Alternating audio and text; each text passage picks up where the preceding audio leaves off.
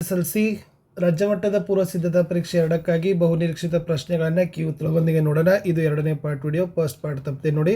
ತಾವೆಲ್ಲ ಇನ್ನೂ ನೋಡದೇ ಇದ್ದರೆ 50+ ಅಂಕಗಳ ಪಾಸಿಂಗ್ ಪ್ಯಾಕೇಜ್ ವಿಡಿಯೋನ ನೋಡಿ. ಖಂಡಿತವಾಗಿ ಅಲ್ಲಿಂದ ಪ್ರಶ್ನೆಗಳು ಬರ್ತಾ ಇದ್ದಾವೆ. ಬರೀ ಕ್ವಶನ್ಸ್ ಬೇಕಾದರೆ 60 ಮಾರ್ಕ್ಸು ಕೊನೆ ಕ್ಷಣದ ಪ್ರಶ್ನೆಗಳು ಅಂತ 2 ಪಾರ್ಟ್ಸ್ ವಿಡಿಯೋ ಇದ್ದಾವೆ, ಅದನ್ನು ಕೂಡ ನೋಡಿ. ರಾತ್ರಿ 9 ಗಂಟೆಗೆ ಲೈವ್ ಕ್ಲಾಸ್ ಇರುತ್ತೆ. ಎಕ್ಸಾಮಿನೇಷನ್ ಟೈಮಲ್ಲಿ ತಾವುಗಳು ಕೂಡ ಬಂದು ಜಾಯ್ನ್ ಆಗ್ಬೋದು. ಲಿಂಕ್ ವಿಡಿಯೋದ ಡಿಸ್ಕ್ರಿಪ್ಷನ್ ಬಾಕ್ಸ್ನಲ್ಲಿ ಟೆಲಿಗ್ರಾಮ್ ಗ್ರೂಪಲ್ಲಿ ಶೇರನ್ನು ಮಾಡ್ತೀನಿ. ಸೊ ಇವಾಗ ಕಾರ್ಬನ್ ಮತ್ತು ಅದರ ಸಂಯುಕ್ತಗಳಿಂದ ಕಂಪ್ಲೀಟಾಗಿ ಮುಗಿಸ್ತೀನಿ. ಆಲ್ಕಿನ್ನ 5ನೇ ಸದಸ್ಯನ ಅಣುವಿನಲ್ಲಿ ಕಾರ್ಬನ್ ಹೈಡ್ರೋಜನ್ ಪರಮಾಣುಗಳ ಸಂಖ್ಯೆ ಎಷ್ಟು ಅಂತ ಕೇಳಿದ್ದಾರೆ. 5 ಮತ್ತು 10 ಅನ್ನೋದು ರೈಟ್ ಆನ್ಸರ್. ಕಾರ್ಬನ್ ಮತ್ತು ಇತರ ಪರಮಾಣುಗಳೊಂದಿಗೆ ಬಂಧಗಳನ್ನು ಏರ್ಪಡಿಸಿಕೊಂಡು ಬೃಹತ್ ಅಣುಗಳನ್ನು ಕೊಡುವ ಕಾರ್ಬನ್ನ ಗುಣಕ್ಕೆ ಏನಂತ ಕರೀತಾರೆ? ಕೆಟನೀಕರಣ. ಇದು ಕೂಡ ಮೋಸ್ಟ್ ಇಂಪಾರ್ಟೆಂಟ್ ಆಗಿರ್ತಕ್ಕಂಥ ಪ್ರಶ್ನೆ. ಇನ್ನು ಎಥನಾಲನ್ನು ಎಥನೋಯಿಕ್ ಆಮ್ಲವಾಗಿ ಪರಿವರ್ತಿಸೋದು ಉತ್ಕರ್ಷಣ ಕ್ರಿಯೆ ಏಕೆ? ಸೊ ಎಥನಾಲ್ಗೆ ಕೆಲವು ಉತ್ಕರ್ಷಣಕಾರಿಗಳನ್ನು ಬಳಸಿ ಆಕ್ಸಿಜನನ್ನು ಸೇರಿಸಿದಾಗ ಎಥನೋಯಿಕ್ ಆಮ್ಲ ಉತ್ಪತ್ತಿಯಾಗ್ತದೆ. ಇದನ್ನೇ ಉತ್ಕರ್ಷಣ ಕ್ರಿಯೆ ಅಂತ ಕರೆಯೋದು. For example CH single bond CH2OH, ಕ್ಷಾರೀಯ KMnO4+ ಶಾಖ ಅಥವಾ ಆಮ್ಲೀಯ K2Cr2O7+ ಶಾಖ CH3COOH ಇಸ್ ದಿ ಆನ್ಸರ್. ಇನ್ನು ರಚನಾ ಸಮಾಂಗಿ ಅರ್ಥ ಕೇಳಿದ್ದಾರೆ. ಒಂದೇ ಅಣುಸೂತ್ರ ಇರ್ತದೆ, ಆದರೆ ವಿಭಿನ್ನ ರಚನೆಯನ್ನು ಹೊಂದಿರತಕ್ಕಂಥ ಸಂಯುಕ್ತಗಳೇ ರಚನಾ ಸಮಾಂಗಿಗಳು. ಫಾರ್ ಎಕ್ಸಾಂಪಲ್ ಬ್ಯೂಟೇನ್ ಮತ್ತು ಐಸೋಬ್ಯೂಟೇನ್ ಹಿಂದೆ C4H ಎಂದು ಕೊಟ್ಟಿದ್ರು, ಅದನ್ನು ಕೂಡ ನೀವು ಪ್ರಾಕ್ಟೀಸನ್ನು ಮಾಡಿ. ಇನ್ನು ಕ್ರಿಯಾಗುಂಪು ಎಂದರೇನು? ಪ್ರೊಪೆನಾಲ್ ಮತ್ತು ಪ್ರೊಪೆನಾಲ್ಗಳಲ್ಲಿರುವ ಕ್ರಿಯಾಗುಂಪುಗಳನ್ನು ಬರೀಬೇಕು. ಈ ಕಾರ್ಬನ್ ಸಂಯುಕ್ತಗಳಲ್ಲಿನ ಹೈಡ್ರೋಜನ್ ಪರಮಾಣುಗಳನ್ನು ಸ್ಥಾನಪಲ್ಲಟಗೊಳಿಸಿ ಅವುಗಳಲ್ಲಿ ವಿಶಿಷ್ಟ ಗುಣಗಳನ್ನು ತರಲು ಸಹಾಯಕವಾಗುವ ಪರಮಾಣು ಅಥವಾ ಪರಮಾಣುಗಳು ವಿಭಿನ್ನ ಜಾತಿಯ ಪರಮಾಣುಗಳನ್ನೇ ಪ್ರೊಪೆನಾಲ್ನಲ್ಲಿರುವ ಕ್ರಿಯಾಗುಂಪನ್ನು ಆಲ್ಡಿಹೈಡ್ ಅಂತಲೇ ಕರೀತಾರೆ. ಇನ್ನು ಪ್ರೊಪೆನಾಲ್ನಲ್ಲಿರುವ ಕ್ರಿಯಾಗುಂಪು ಆಲ್ಕೋಹಾಲ್ ಅನ್ನೋದು ಇದೆ.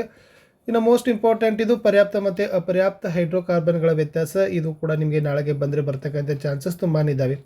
ಇಲ್ಲಿ ಏಕಬಂಧ ಇರ್ತದೆ, ಇಲ್ಲಿ ತ್ರಿಬಂಧ ಅಥವಾ ದ್ವಿಬಂಧ ಇರ್ತದೆ. ಕಡಿಮೆ ಕ್ರಿಯಾಶೀಲ, ಹೆಚ್ಚು ಕ್ರಿಯಾಶೀಲ, ದಹಿಸಿದಾಗ ಸ್ವಚ್ಛ ಜ್ವಾಲೆ, ಹಳದಿ ಅಥವಾ ಕಪ್ಪು ಬಣ್ಣದ ಜ್ವಾಲೆ, ಆದೇಶನ ಕ್ರಿಯೆ, ಸಂಕಲನ ಮತ್ತು ಆದೇಶನ ಕ್ರಿಯೆ ಎರಡಕ್ಕೂ ಕೂಡ ಒಳಪಡುತ್ತದೆ ಅಪರ್ಯಾಪ್ತ ಹೈಡ್ರೋಕಾರ್ಬನ್. ಇನ್ನು ಒಂದು ಅನುರೂಪ ಶ್ರೇಣಿಯಲ್ಲಿರುವ ಹೈಡ್ರೋಕಾರ್ಬನ್ನಿನ ಮೊದಲ ಸದಸ್ಯನ ಅಣುಸೂತ್ರ C2H4, ಆದರೆ 5ನೇ ಸದಸ್ಯನ ಅಣುಸೂತ್ರವನ್ನು ಕಂಡುಹಿಡಿಯಿರಿ. ಸೊ ಮೊದಲ ಸದಸ್ಯ ಯಾರಿದ್ರು? CnH2n. 5ನೇ ಸದಸ್ಯ C5H10 ಅಂತ ಬರ್ತದೆ. ಜಸ್ಟ್ n ಇದ್ದಲ್ಲಿ 5ಅನ್ನು ಹಾಕಿದರೆ ಅದು ಉತ್ತರ ಬರ್ತದೆ. ಇನ್ನು ಆಲ್ಕೈನ್ ಅಂದರೆ ಏನು? ಬೆಂಜಿನನ ಅಣುಸೂತ್ರ ಮತ್ತು ರಚನಾ ಸೂತ್ರ ಬರಲಿಕ್ಕೆ ಕೇಳಿದರು. ತ್ರಿಬಂಧ ಹೊಂದಿರುವ ಅಪರ್ಯಾಪ್ತ ಹೈಡ್ರೋಕಾರ್ಬನ್ಗಳನ್ನೇ ಆಲ್ಕೈನ್ ಅಂತ ಕರಿತೀವಿ. ಇವುಗಳ ಸಾಮಾನ್ಯ ಸೂತ್ರ CnH2n-2, ಬೆಂಜಿನ್ C6H6 ಬರ್ತದೆ. 1 ಅಂತಂದರೆ ಏಕಬಂಧ, 2 ಅಂತಂದರೆ ದ್ವಿಬಂಧ, 3 ಅಂತಂದರೆ ತ್ರಿಬಂಧ ಇರ್ತದೆ, ಅದು ಕೂಡ ಗೊತ್ತಿಲ್ಲ.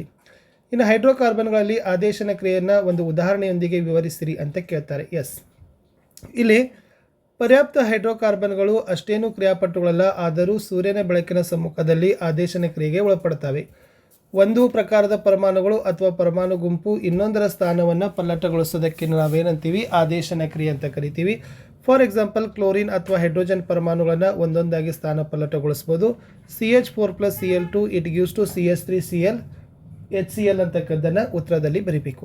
ಇನ್ನು ಸಾಬೂನು ಸ್ವಚ್ಛಗೊಳಿಸುವ ಪ್ರಕ್ರಿಯೆ. ಲಾಸ್ಟ್ ಟೈಮು ಕೂಡ ಈ ಪ್ರಶ್ನೆ ಬಂದಿತ್ತು, ಈಗೂ ಕೂಡ ಬಂದರೆ ಬರ್ಬೋದು. ಸಾಬೂನಿನ ಅಣುಗಳು ಉದ್ದ ಸರಪಳಿಯ ಕಾರ್ಬಾಕ್ಸಿಲಿಕ್ ಆಮ್ಲಗಳ ಸೋಡಿಯಂ ಅಥವಾ ಪೊಟ್ಯಾಸಿಯಂ ಲವಣಗಳಿಂದ ಆಗಿದೆ. ಈ ಸಾಬೂನಿನ ಅಯಾನಿಕ್ ತುದಿ ನೀರಿನೊಂದಿಗೆ ವರ್ತಿಸಿದರೆ ಕಾರ್ಬನ್ ಸರಪಳಿ ಎಣ್ಣೆಯೊಂದಿಗೆ ವರ್ತಿಸ್ತದೆ. ಹೀಗೆ ಸಾಬೂನಿನ ತುದಿಗಳು ಮಿಸೆಲ್ಗಳೆಂಬ ರಚನೆಗಳನ್ನೇ ಉಂಟು ಮಾಡ್ತದೆ. ಸಾಬೂನಿನ ಹೈಡ್ರೋಕಾರ್ಬನ್ ತುದಿ ಎಣ್ಣೆಯ ಹನಿಯ ಕಡೆಗೆ ಇರ್ತದೆ ಹಾಗೂ ಅಯಾನಿಕ್ ತುದಿ ಹೊರಮುಖವಾಗಿರ್ತದೆ. ಇದು ನೀರಿನಲ್ಲಿ ಎಮಲ್ಷನ್ ಅನ್ನು ಉಂಟು ಮಾಡ್ತದೆ.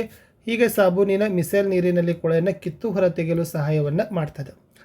ಇನ್ನೊಂದು ಪ್ರಶ್ನೆ ಇದೆ, ಕಾರ್ಬನ್ ಪರಮಾಣು C4- ಅನಾಯಾನ್ ಮತ್ತು CH+ ಕ್ಯಾಟಯಾನ್ಗಳನ್ನು ಉಂಟು ಮಾಡೋದಿಲ್ಲ ಏಕೆ?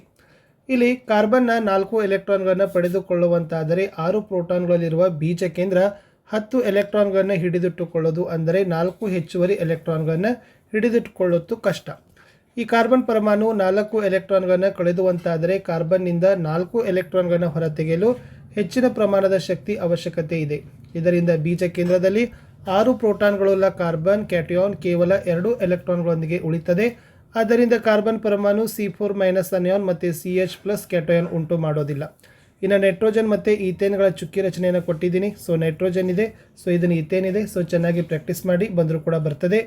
ಇನ್ನು ಕೊಟ್ಟ ರಚನಾ ಸೂತ್ರದ ಸಂಯುಕ್ತಗಳಂತ ಕೇಳಿದರು. ಇದು ಮೆಥನಾಲ್ ಇದೆ. ಸೊ ಮೆಥನಾಲ್ ಇರ್ತಕ್ಕಂಥ ರಚನಾ ಸೂತ್ರ ಇದು ಈಥೈಲ್ ಬ್ರೋಮೈಡ್ ಇದೆ, ಇದನ್ನು ಬ್ರೋಮೋ ಈಥೇನ್ ಅಂತಲೂ ಕೂಡ ಕರಿತೀವಿ. ಸೊ ಸಾಬೂನು ಸ್ವಚ್ಛಗೊಳಿಸುವ ಪ್ರಕ್ರಿಯೆ ವೆರಿ ಮೋಸ್ಟ್ ಇಂಪಾರ್ಟೆಂಟ್ ಅದ, ಅದನ್ನು ಕೇಳ್ತಾ ಇದ್ದಾರೆ ಪ್ರತಿ ಸರಿ.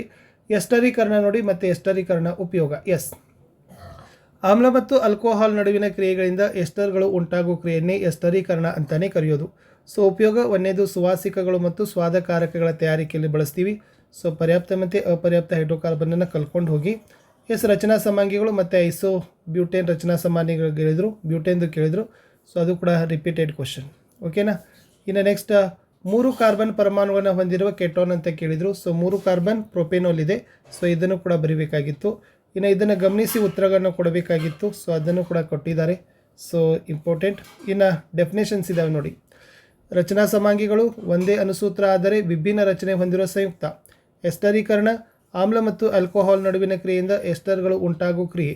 ಮಿಸೈಲ್ಗಳಂದರೆ ಸಾಬೂನಿನ ಅಯಾನಿಕ್ ತುದಿ ನೀರಿನೊಂದಿಗೆ ಮತ್ತು ಕಾರ್ಬನ್ ಸರಪಳಿ ಎಣ್ಣೆಯೊಂದಿಗೆ ವರ್ತಿಸಿದಾಗ ಉಂಟಾಗುವ ರಚನೆ. ಇನ್ನು ಆದೇಶನ ಕ್ರಿಯೆ ಅಂದರೆ ಸೂರ್ಯನ ಬೆಳಕಿನ ಸಮ್ಮುಖದಲ್ಲಿ ಯಾವುದಾದರೂ ಒಂದು ಕಾರ್ಬನ್ ಸಂಯುಕ್ತಗಳಲ್ಲಿರುವ ಹೈಡ್ರೋಜನ್ ಪರಮಾಣುಗಳು ಇತರ ಪರಮಾಣುಗಳಿಂದಾದ ಸ್ಥಾನಪಲ್ಲಟದ ಕ್ರಿಯೆ. ಇನ್ನು ಅತ್ಯಂತ ಸರಳ ಹೈಡ್ರೋಕಾರ್ಬನ್ ಮೀಥೇನ್, ಸೂತ್ರ CH4. ಉತ್ಕರ್ಷಣಕಾರಿ ಅಂದರೆ ಏನಂತ ಕೇಳಿದರು. ರಾಸಾಯನಿಕ ಕ್ರಿಯೆಯಲ್ಲಿ ಒಂದು ವಸ್ತುವಿಗೆ ಆಕ್ಸಿಜನನ್ನು ಸೇರಿಸುವ ವಸ್ತುಗಳಿಗೆ ಉತ್ಕರ್ಷಣಕಾರಿಗಳು ಅಂತಲೇ ಕರೆಯೋದು. ಇನ್ನು ವಿದ್ಯುತ್ ಶಕ್ತಿ, ಓಮನ ನಿಯಮ ಯಾವುದರ ಸಂಬಂಧವನ್ನು ಹೇಳ್ತದೆ? ವಿದ್ಯುತ್ ಪ್ರವಾಹ ಮತ್ತು ವಿಭವಾಂತರ. ಇದು ವೆರಿ ಮೋಸ್ಟ್ ಇಂಪಾರ್ಟೆಂಟ್ ಇತ್ತು. ಇನ್ನು ವಿದ್ಯುತ್ ಮಂಡಲದಲ್ಲಿ ಉಪಯೋಗಿಸುವ ರಿಯೋಸ್ಟಾಟ್ನ ಚಿಹ್ನೆ ಕೇಳಿದ್ದಾರೆ. ಸೊ ಇದು ರಿಯೋಸ್ಟಾಟ್ ಬರ್ತದೆ. ಸೊ ಈ ಥರ ವೆರಿ ಸಿಂಪಲ್ ಆಗಿ ಮಾಡಿಕೊಂಡು ಒಂದು ಏರೋ ಬಾನನ್ನು ಹಾಕಿದರೆ ರಿಯೋಸ್ಟಾಟ್ ಬದಲಾಯಿಸಬಹುದು, ಅದು ವೇರಿಯೇಬಲ್ ಆಗ್ತದೆ.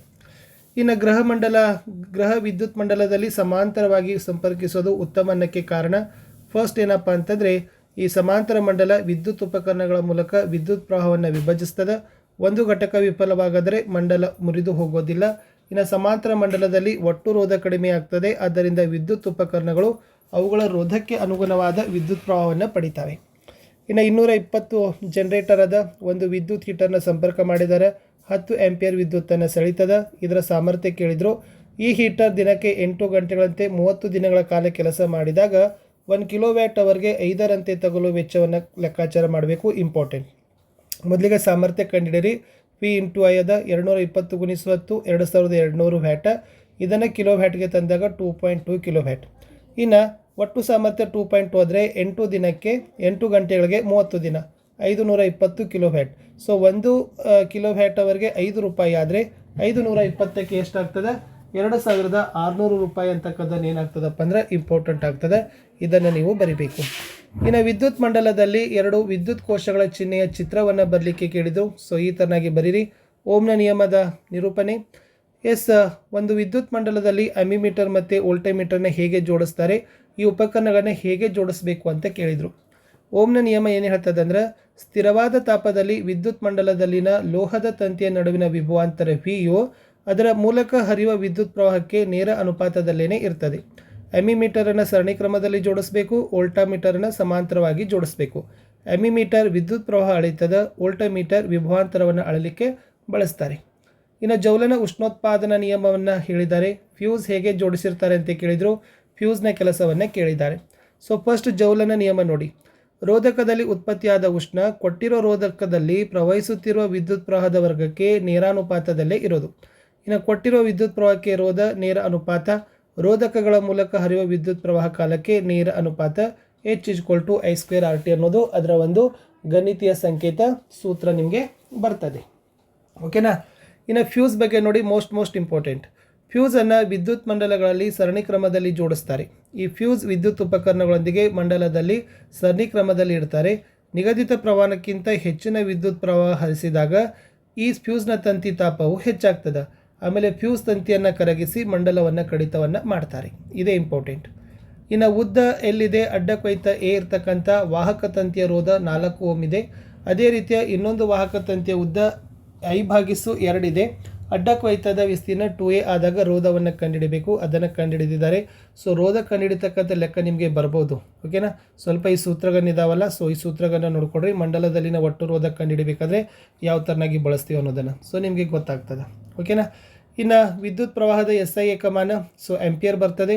ವಿದ್ಯುತ್ ಕೋಶ ಮತ್ತು ರಿಯೋಸ್ಟಾಟ್ದ ಚಿತ್ರ. ಇದು ವಿದ್ಯುತ್ ಕೋಶ ಇದೆ, ಇದು ರಿಯೋಸ್ಟಾಟ್ ಇದೆ. ಇಂಪಾರ್ಟೆಂಟ್. ಇನ್ನು ಗೃಹಮಂಡಲದಲ್ಲಿ ಸರಣಿ ಕ್ರಮಕ್ಕಿಂತ ಸಮಾಂತರ ಕ್ರಮದಲ್ಲಿ ಜೋಡಿಸೋದು ಉತ್ತಮ.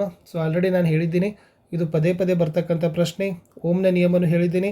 ವಾಹಕ ರೋಧ ಅವಲಂಬಿಸಿರುವ ಅಂಶಗಳು, ವಾಹಕದ ಉದ್ದ, ಅಡ್ಡಕೊಯ್ತ, ಪ್ರಾಕೃತಿಕ ಗುಣ ಮತ್ತು ತಾಪ ಅನ್ನೋದು ಇಂಪಾರ್ಟೆಂಟ್.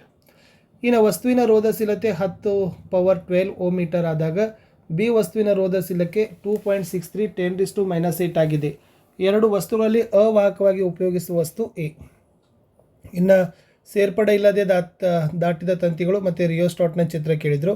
ಸೊ ಇಲ್ಲಿ ಇದೆ ನೋಡಿ, ರೋಧಶೀಲತೆ ಕಂಡುಹಿಡಿತಕ್ಕಂಥ ಚಿತ್ರ ಇದೆ. ಸೊ ರೋಧಶೀಲತೆಯನ್ನು ಕೂಡ ನೀವೇನು ಮಾಡಿಪ್ಪ ಅಂತಂದರೆ ಸೊ ತುಂಬ ಇಂಪಾರ್ಟೆಂಟ್ ಆಗಿರ್ತಕ್ಕಂಥದ್ದನ್ನು ತಾವುಗಳು ಬಿಡಿಸ್ಬೋದಿತ್ತು. ಸೊ ಇದನ್ನು ಕೂಡ ನೋಡ್ಕೊಡ್ರಿ. ಇನ್ನು ಸಮಾಂತರವಾಗಿ ಜೋಡಣೆ ಕ್ರಮವನ್ನೇ ಬಹಳ ಕೇಳ್ತಾರೆ. ಸೊ ಇದನ್ನು ಕೂಡ ಒಂದು 3 ಪಾಯಿಂಟ್ಸ್ ಇದ್ದಾವೆ. ಸೊ 3 ಪಾಯಿಂಟ್ಸ್ಗಳನ್ನ ಬೈಹೆಟ್ ಮಾಡಲೇಬೇಕು. ಸಮಾಂತರವಾಗಿ ಜೋಡಿಸ್ತಕ್ಕಂಥ ಕೆಲಸದಿಂದ ಆಗ್ತಕ್ಕಂಥ ಲಾಭ. ಇನ್ನು ಜೌಲನ ಉಷ್ಣೋತ್ಪಾದನಾ ನಿಯಮ ಹೇಳಿತ್ತು. ಸೊ ವಿದ್ಯುತ್ ಬಲ್ಬ್ನ ಕೆಲಸ ಇದೆ. ಸೊ ಬಲ್ಬ್ಗಳ ಮೇಲೇನೂ ಕೂಡ ಬಹಳ ಪ್ರಶ್ನೆಗಳು ಬರ್ತಾವೆ. ಇನ್ನು ವಿದ್ಯುತ್ ಪ್ರವಾಹದ ಕಾಂತೀಯ ಪರಿಣಾಮಗಳಲ್ಲಿ ಫಸ್ಟ್ ಬರೋದೇ ಕಾಂತೀಯ ಬಲರೇಖೆಗಳ ಗುಣಗಳು. ಸೊ ಕಾಂತೀಯ ಬಲರೇಖೆಗಳ ಗುಣಗಳನ್ನು ನೋಡಿಕೊಡ್ರಿ. ಸೊ ಈ ಚಿತ್ರ ಒಂದಿತ್ತು, ಅದು ಪ್ರದಕ್ಷಿಣ ಮತ್ತು ಅಪ್ರದಕ್ಷಿಣ ಇತ್ತು. ಇನ್ನು ಕಾಂತಕ್ಷೇತ್ರದಲ್ಲಿ ಬಲಗೈ ಹೆಬ್ಬೆರಳು ನಿಯಮ, ಸೊ ವೆರಿ ಮೋಸ್ಟ್ ಇಂಪಾರ್ಟೆಂಟ್ ಇದೆ ನೋಡಿ, ಓಕೆನಾ. ಸೊ ಬಲಗೈ ಹೆಬ್ಬೆರಳ ನಿಯಮ ಅದೇನು ಮಾಡ್ತದೆ, ಕಾಂತಕ್ಷೇತ್ರದ ದಿಕ್ಕನ್ನು ನಿರ್ಧರಿಸಲಿಕ್ಕೆ ಸಹಾಯ ಮಾಡ್ತದೆ. ಇದು ಇಂಪಾರ್ಟೆಂಟ್. ಇದೊಂದು ಪ್ರಯೋಗ ಇದೆ, ಬರ್ಬೋದು. ವಿದ್ಯುತ್ ಪ್ರವಾಹವಿರುವ ವಾಹಕವನ್ನು ಕಾಂತಕ್ಷೇತ್ರದಲ್ಲಿ ಇರಿಸಿದಾಗ ಅದು ಬಲವನ್ನು ಅನುಭವಿಸುತ್ತದೆ ಎಂದು ತೋರಿಸೋ ಪ್ರಯೋಗವನ್ನು ವಿವರಿಸಿರಿ ಅಂತ ಕೇಳಿದ್ರು.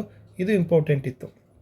ಇನ್ನು ಫ್ಲೆಮಿಂಗನ ಎಡಗೈ ನಿಯಮದಲ್ಲಿ ಮಧ್ಯದ ಬೆರಳು ಏನು ಸೂಚಿಸ್ತದೆ, ವಿದ್ಯುತ್ ಪ್ರವಾಹ. ಸೋಲೆನೈಡ್ ಮೋಸ್ಟ್ ಇಂಪಾರ್ಟೆಂಟ್. ಅವಾಹಕ ಹೊದಿಕೆ ಇರುವ ತಾಮ್ರದ ತಂತಿಯು ಅನೇಕ ಸುತ್ತುಗಳನ್ನು ಒತ್ತೊತ್ತಾಕಿ ಸುತ್ತಿರುವ ಸಿಲಿಂಡರ್ ಆಕಾರವನ್ನೇ ಸೋಲೆನೈಡ್ ಅಂತ ಕರಿತೀವಿ. ಸೊ ಅದನ್ನು ಮುಖ್ಯವಾಗಿ ನಾವೇನು ಮಾಡ್ತೀವಪ್ಪ ಅಂದರೆ ವಿದ್ಯುತ್ ಪ್ರವಾಹವಿರುವ ಸೋಲೆನೈಡ್ನ ಒಳಭಾಗದಲ್ಲಿ ಒಂದು ಕಾಂತೀಯ ವಸ್ತುವಾದ ಮೆದು ಕಬ್ಬಿಣದ ತುಂಡನ್ನು ಇರಿಸಿ ಅದನ್ನು ವಿದ್ಯುತ್ ಕಾಂತವನ್ನಾಗಿ ಮಾಡ್ತೀವಿ. ಇನ್ನು ಇದು ದಿಕ್ಸೂಚಿಯ ಪ್ರಯೋಗ ಇತ್ತು, ಲಾಸ್ಟ್ ಟೈಮ್ ನಿಮಗೆ ಕೇಳಿದ್ರು 3 ಮಾರ್ಕ್ಸ್ಗೆ. ಸೊ ಇದು ಕೂಡ ಬರ್ಬೋದು. ಇವೆಲ್ಲವುಗಳನ್ನು ಚಟುವಟಿಕೆಗಳನ್ನು ನೀವು ಒಂದು ಕಡೆ ನೀಟಾಗಿ ಏನು ಮಾಡಬೇಕಪ್ಪ ಅಂದ್ರೆ ಚಟುವಟಿಕೆ ಆಧಾರಿತ ಪ್ರಶ್ನೆಗಳು ಅಂತ ಬರೆದು ಅದನ್ನು ನೀವು ಬಾಹೆಟ್ ಮಾಡಲೇಬೇಕು. ಸೊ ಖಂಡಿತವಾಗಿರ್ತಕ್ಕಂಥ ನಿಮ್ಗೆ ಏನಾಗ್ತದಪ್ಪ ಅಂದರೆ ಯೂಸ್ ಆಗ್ತದೆ, ಓಕೆನಾ. ಇದು ಇಂಪಾರ್ಟೆಂಟ್ ಇದೆ. ಇನ್ನು ವಿದ್ಯುತ್ ಮಂಡಲದಲ್ಲಿ ಓವರ್ಲೋಡ್, ಋಸ್ವ ಮಂಡಲ, ಇದು ಮೋಸ್ಟ್ ಇಂಪಾರ್ಟೆಂಟ್, ಓಕೆನಾ.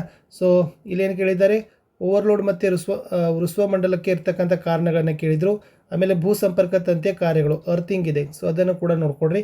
ಸೊ ಇಂಪಾರ್ಟೆಂಟ್ ಆಗಿರ್ತಕ್ಕಂಥ ಪ್ರಶ್ನೆಗಳೇ ಇಲ್ಲಿತ್ತು.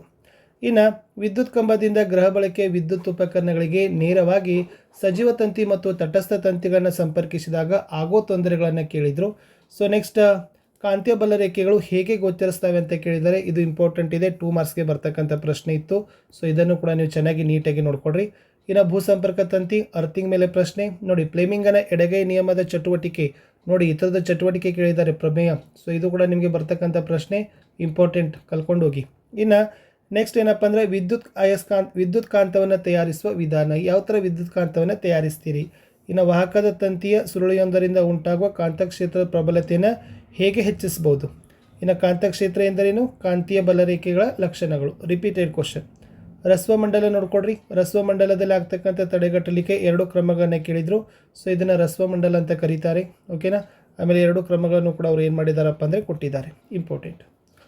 ಇನ್ನು ಬೆಳಕು ಪ್ರತಿಫಲನ ಮತ್ತು ವಕ್ರೀಭವನದಲ್ಲಿ ಗೋಳಿಯ ದರ್ಪಣದ ಪ್ರತಿಫಲಿಸುವ ಮೇಲ್ಮೈನ ಕೇಂದ್ರಕ್ಕೆ ಏನಂತೀವಿ, ಧ್ರುವ ಅಂತೀವಿ. Very most important. ಸೊ ಚಿತ್ರ ಕೊಟ್ಟಿದ್ದಾರೆ. ಸೊ ಅದರಲ್ಲಿ ಪ್ರತಿಬಿಂಬದ ಸ್ಥಾನ 2f2 ಅದ. ಸ್ವಭಾವ ಸತ್ಯ, ತಲೆ ಕೆಳಗಾದ, ಅದೇ ಗಾತ್ರ ಅನ್ನೋದು ನಿಮಗೆ ಗೊತ್ತಿರಬೇಕು. ಇನ್ನು ಬೆಳಕಿನ ವಕ್ರೀಭವನದ 2 ನಿಯಮಗಳು, ಬೆಳಕಿನ ಪ್ರತಿಫಲನದ ನಿಯಮಗಳು. ಸೊ ಮೊನ್ನೆ ನಿಮಗೆ ಪ್ರತಿಫಲನ ಕೇಳಿರ್ಬೋದು, ಇವಾಗ ವಕ್ರೀಭವನ ಕೇಳ್ಬೋದು. ಬಟ್ ಎರಡನ್ನೂ ಕೂಡ ಬಾಹೆಟ್ ಮಾಡಿ, ಇದು ಮೋಸ್ಟ್ ಇಂಪಾರ್ಟೆಂಟ್ ಆಗಿರ್ತಕ್ಕಂಥ ಪ್ರಶ್ನೆ ಇದೆ. ಒಂದು ಪ್ರಶ್ನೆ ಇದೆ ನೋಡಿ ಇಲ್ಲಿ. ಸೀಮೆಎಣ್ಣೆಯಲ್ಲಿ ಚಲಿಸುತ್ತಿರುವ ಬೆಳಕಿನ ಕಿರಣ ಓರೆಯಾಗಿ ನೀರನ್ನು ಪ್ರವೇಶಿಸುತ್ತದೆ.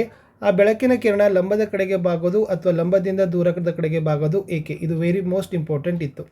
ಇನ್ನು ಇಲ್ಲೊಂದಿದೆ, ದರ್ಪಣದ ವರ್ಧನೆ 1+ ಅಂದರೆ ಏನು, ಇದು ಯಾವ ವಿಧ ಅಂತ ಕೇಳಿದರು. ಸೊ ಅದನ್ನು ಕೂಡ ನಾನು ಏನು ಮಾಡಿದ್ದೀನಿ, ನಿಮಗೆ ಕೊಟ್ಟಿದ್ದೀನಿ.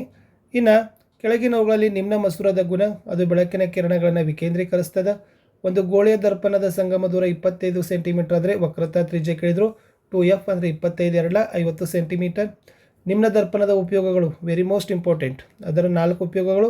ಪಿನ ಮಸೂರದ 4 ಬೆಳಕಿನ ವಕ್ರೀಭವನ ಮತ್ತು ವಜ್ರದ ವಕ್ರೀಭವನ ಸೂಚ್ಯಂಕ 2.42 ಅರ್ಥ. ಸೊ ಇದು ಕೂಡ ನಿಮಗೆ ನೋಡಿ ಏನದ ಅಂತಂದ್ರೆ ಸೈನ್ಸಲ್ಲಿ ಎಲ್ಲವೂ ಕೂಡ ಇಂಪಾರ್ಟೆಂಟೇ. ನೀವು ಸ್ವಲ್ಪ ಮೇನ್ ಏನು ಮಾಡಬೇಕಪ್ಪ ಅಂದ್ರೆ ನೋಡ್ಕೊಂಡು ಹೋಗಬೇಕು. ಓಕೆ, ಪಿನ ಮಸೂರದಲ್ಲಿ F1 ಇದೆ ನೋಡಿ. ಸೊ F1 ಇದೆ, ಬಟ್ ನೀವು ಪಿನ ಮಸೂರಕ್ಕೆ ಬಂದಾಗ 2f1 ನೋಡ್ಕೊಂಡು ಹೋಗಿ, ಓಕೆನಾ. ಅದು ಇಂಪಾರ್ಟೆಂಟ್ ಇತ್ತು. ಇನ್ನು ಒಂದು ಬಸ್ಸಿನಲ್ಲಿ ಪ್ರತಿಬಿಂಬದ ಸ್ವಭಾವ, ಪ್ರತಿಬಿಂಬದ ದೂರ ಕೇಳಿದ್ದಾರೆ. ಸೊ ಯಾವ ಥರನಾಗಿ ಲೆಕ್ಕಗಳನ್ನ ಬಿಡಿಸಿದ್ದಾರೆ ಅನ್ನೋದನ್ನು ನೋಡಿ, ಅದು ಕೂಡ ನಿಮಗೆ ಇಂಪಾರ್ಟೆಂಟ್ ಇತ್ತು. 2.5 ಸೆಂಟಿಮೀಟರ್ ಬಂದಿದೆ. ಓಕೆನಾ. ಇನ್ನು ನೆಕ್ಸ್ಟ್ ಮೋಸ್ಟ್ ಇಂಪಾರ್ಟೆಂಟ್ ಅಷ್ಟೇ ಹೇಳ್ತೀನಿ ನಾನು ನಿಮಗೆ, ಎಲ್ಲವನ್ನು ಹೇಳೋದಿಲ್ಲ. ಪಿನ ಮಸೂರ F1 ಮತ್ತು 2F1. ಮಸೂರ ಅಂದರೆ ಏನು ನೋಡ್ಕೊಡ್ರಿ. ಮಸೂರದ ಸಾಮರ್ಥ್ಯ SI ಏಕಮಾನ ಡಯಾಪ್ಟರ್ ಅಂತ ಬರ್ತದೆ, ಅದು ಇಂಪಾರ್ಟೆಂಟ್ ಇತ್ತು. ಓಕೆನಾ. ಇನ್ನು ಮಾನವನ ಕಣ್ಣು ವರ್ಣಮಯ ಜಗತ್ತಿನಲ್ಲಿ ದೂರದೃಷ್ಟಿ ಅಂದರೆ ಏನು, ಅದರ 2 ಕಾರಣಗಳನ್ನ ಕೇಳಿದರು. ಬೆಳಕಿನ ವರ್ಣ ವಿಭಜನೆ, ನಿಸರ್ಗದಲ್ಲಿ ಕಾಮನ ಬಿಲ್ಲು. ಓಕೆನಾ. ಸೊ ಮೊನ್ನೆ ನಿಸರ್ಗದಲ್ಲಿ ಕಾಮನ ಬಿಲ್ಲು ಬಂದಿತ್ತು ಅನಿಸುತ್ತೆ, ಈ ಸರಿ ಏನು ಬರೋದು ಚಾನ್ಸಸ್ ಕಡಿಮೆ. ಬಟ್ ಆದರೂ ಓದ್ಕೊಡ್ರಿ. ಟಿಂಡಲ್ ಪರಿಣಾಮ, ಆಮೇಲೆ ಶುಭ್ರ ಆಕಾಶದ ಬಣ್ಣ ನೀಲಿ ಏಕೆ, ಅದು ನೋಡ್ಕೊಡ್ರಿಗೆ ಇಂಪಾರ್ಟೆಂಟ್ ಇದೆ. ಓಕೆನಾ. ಇನ್ನು ನೆಕ್ಸ್ಟ್ ನೋಡೋದಾದರೆ ನಕ್ಷತ್ರಗಳು ಮಿನುಗುವುದಂತೆ ಕಾಣ್ತವೆ ಏಕೆ ಅಂತಕ್ಕಂಥದ್ದು ಒಂದು ಪ್ರಶ್ನೆ ಬರ್ತದೆ. ಇದು ಸ್ವಲ್ಪ ನೋಡ್ಕೊಡ್ರಿ. ನಕ್ಷತ್ರಗಳು ಮಿನುಗುವುದಂತೆ ಕಾಣುತ್ತವೆ ಏಕೆ. ಇನ್ನು ಬಿಳಿಯ ಬಣ್ಣದ ರೋಹಿತದ ಪುನರ್ ಸಂಯೋಜನೆ ತೋರಿಸ್ತಕ್ಕಂಥ ಚಿತ್ರ ಇತ್ತು, ಇದು ಕೂಡ ಇಂಪಾರ್ಟೆಂಟ್ ಇತ್ತು. ಇನ್ನು ದೃಷ್ಟಿದೋಷಗಳು ನೋಡಿ, ದೂರದೃಷ್ಟಿ ದೋಷ, ಕಾರಣ, ಪರಿಹಾರ, ಇದು ಮೊನ್ನೆನೂ ಕೂಡ ಬಂದಿತ್ತು, ಬಟ್ ಸಮೀಪ ಇತ್ತು. ಈ ಥರದ ಪ್ರಾಕ್ಟೀಸ್ ಮಾಡಿ. ಓಕೆನಾ. ಯಾವುದು ಸಮೀಪ ಮಾಡಿ, ದೂರ ಮಾಡಿ, ಕಣ್ಣಿನ ಹೊಂದಾಣಿಕೆ ಸಾಮರ್ಥ್ಯ, ಅದು ಒಂದಿದೆ ನೋಡಿ, ಅದನ್ನು ಕೂಡ ನೋಡ್ಕೊಡ್ರಿ. ಇದು ಹೇಳಿತ್ತು ನಕ್ಷತ್ರಗಳು ಮಿನುಗ್ತವೆ, ಗ್ರಹಗಳು ಮಿನುಗೋದಿಲ್ಲ ಏಕೆ ಅಂತಕ್ಕಂಥದ್ದು ವೆರಿ ಮೋಸ್ಟ್ ಇಂಪಾರ್ಟೆಂಟ್ ಪ್ರಶ್ನೆ. ಓಕೆನಾ. ಇನ್ನು ನೆಕ್ಸ್ಟ್ ಏನಪ್ಪ ಅಂತಂದರೆ ಕಾಮನ ಬಿಲ್ಲು ಉಂಟಾಗುವಿಕೆ ಮೊನ್ನೆನೇ ನಿಮಗೆ ಹೇಳಿತ್ತು. ಸೊ ನಕ್ಷತ್ರಗಳ ಮಿನುಗುವಿಕೆ ಅಂತಕ್ಕಂಥದ್ದು ಮೋಸ್ಟ್ ಇಂಪಾರ್ಟೆಂಟ್ ಇತ್ತು. ಇಷ್ಟೆಲ್ಲ ಪ್ರಶ್ನೆಗಳನ್ನು ನೀವು ಚೆನ್ನಾಗಿ ಓದ್ಕೊಂಡು ಹೋಗಿ ಅಂತ ಹೇಳ್ತಾ ಸಿಗ್ತೀನಿ ಹೊಸ ವಿಡಿಯೋದಲ್ಲಿ. ಗುಡ್ ಲಕ್, ಬಾಯ್.